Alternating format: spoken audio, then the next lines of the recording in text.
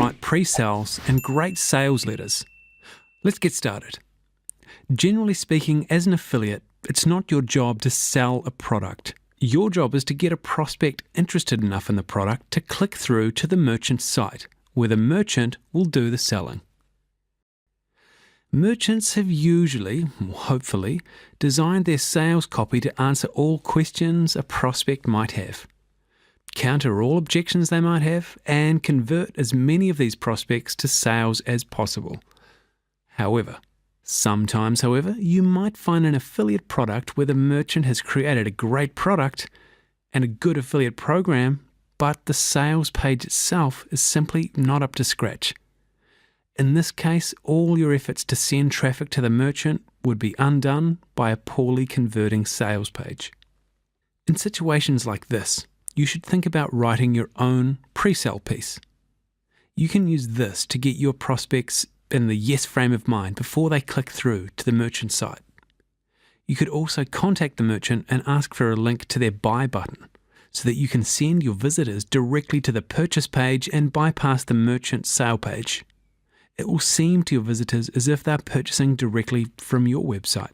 And because of this, I've put together the 10 steps I believe to be are effective in writing a great sales or pre-sale letter. Step number 1, the headline.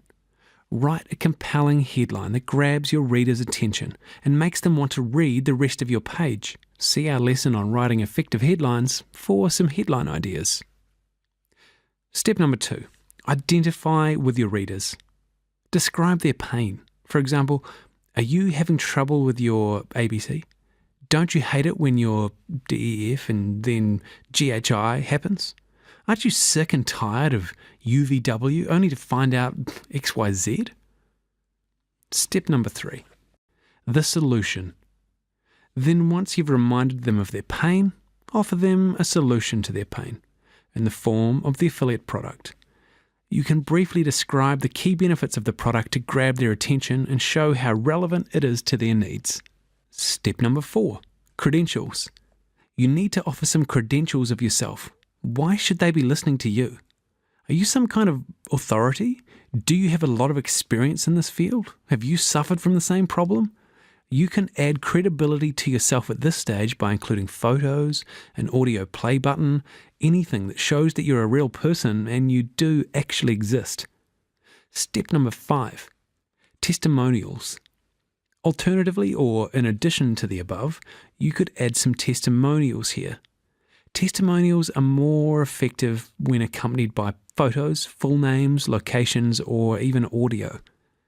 If the merchant has testimonials on their site, you might reproduce them on your own site, although this can look a little clumsy.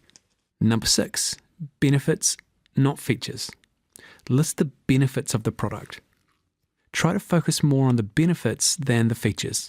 Benefits are what you can do with the features, and they're much more interesting for your reader. For instance, downloadable software is a feature. Get instant access and start learning today is a benefit.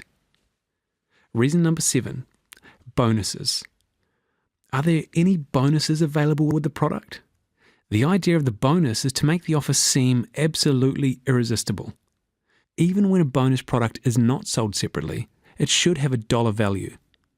When the dollar values of all the bonuses are added together, it may even dwarf the purchase price of the actual product. Now that's an irresistible offer. If the merchant isn't offering any bonuses, think about creating your own bonus package. You might pick up some resale rights software or ebook that is relevant to the product, or you could create your own by pulling together some PLR articles into a PDF. Be creative. Tell your visitors that if they buy through the link on this page and then email you, you'll send them the bonus package.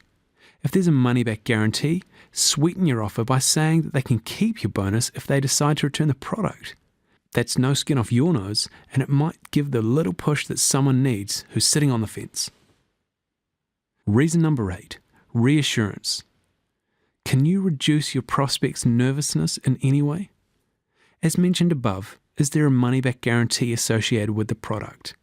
Can you reiterate your credibility or the product's credibility?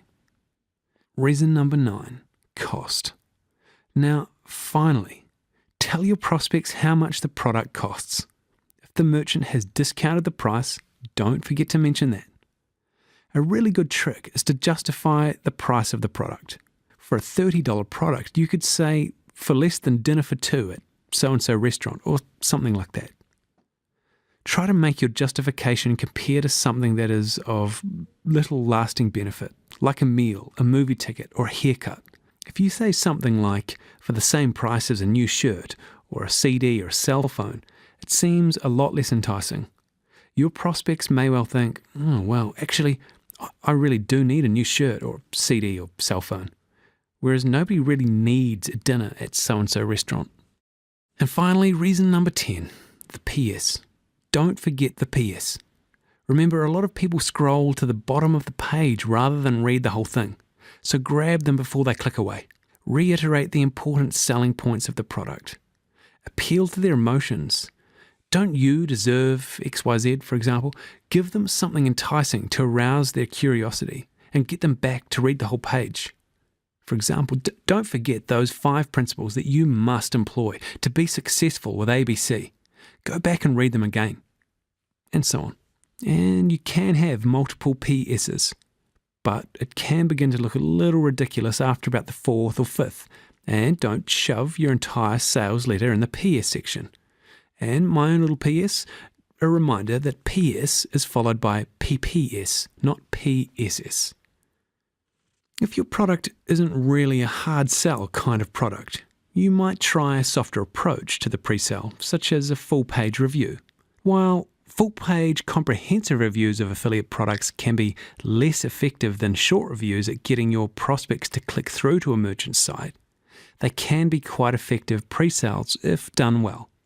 The trick with a review is to tone down the hype. Remember that you're meant to be an unbiased third party with no ulterior motive. For the large part, you can follow the outline prescribed in the last few slides.